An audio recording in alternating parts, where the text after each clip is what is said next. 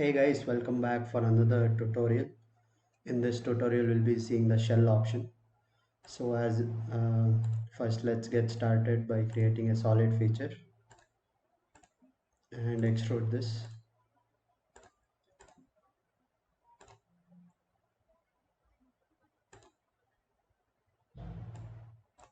And now we can activate the shell option. It's used to create hollow feature.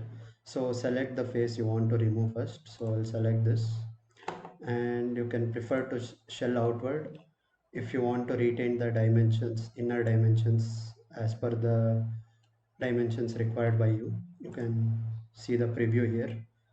If I take out the shell outward, it does it inward 10 mm from each side. So I'll do it shell outward because I want to retain the dimensions of the box which I've created.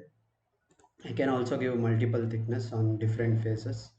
So I'll select these two faces, and on face 2, if I want 5 mm thickness, I can give that.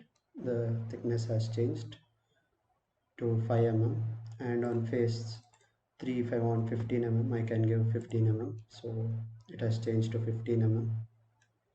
Now if I press OK, it has been made into a shell, a hollow feature over here.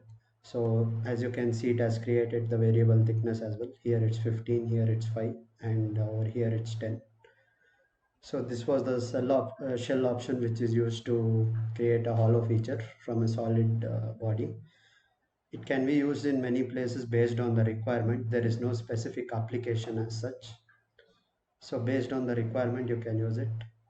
And thank you guys for watching. If you have any doubts or request videos, you can ask them in the comments. I'll address them.